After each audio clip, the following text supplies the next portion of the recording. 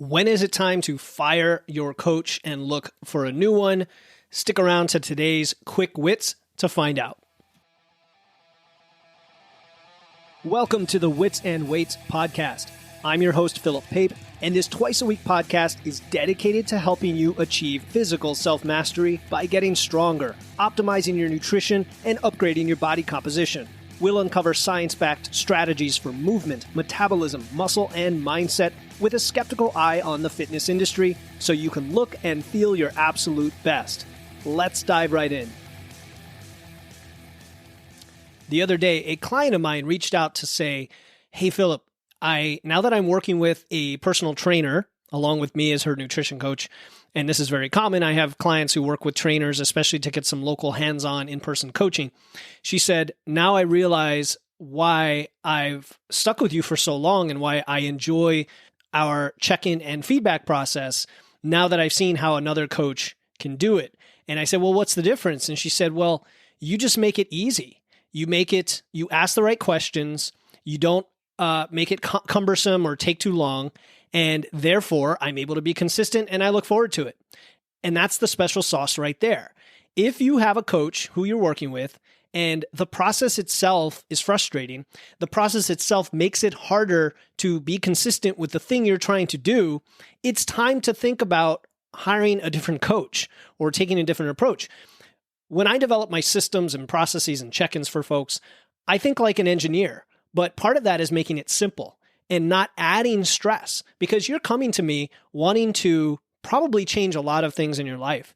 And I'm taking the approach of, well, let's focus on one thing at a time. Let's build those habits. Let's expand your comfort zone.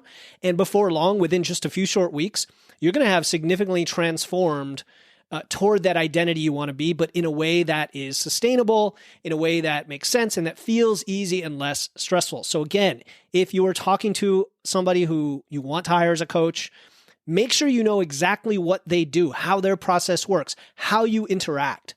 If you reach out to me and say, "Hey, Philip, I'd love to work with you, but how do you interact?"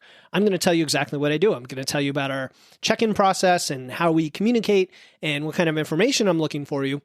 But you'll find pretty quickly that it's about as frictionless and seamless as it possibly can be, because I don't want to add stress to your life. So that's what I am imploring you today to do is, protect your time, protect your energy, protect your stress in everything you do, because we're not trying to make things harder. We want to make things fit within our comfort zone. We want to be able to make progress and be consistent, and that's the name of the game. So if a coach or potential coach has a very cumbersome process, or they don't tell you what it is, reach out to me. I will tell you exactly how it works, how ours works, why it's so seamless. I'll even put you in touch with my other clients, including the one I just mentioned, who told me about the differences here.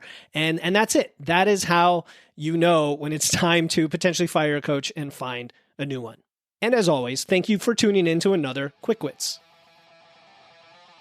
Thank you for tuning in to another episode of Wits and Weights. If you found value in today's episode and know someone else who's looking to level up their wits or weights, please take a moment to share this episode with them. And make sure to hit the follow button in your podcast platform right now to catch the next episode. Until then, stay strong.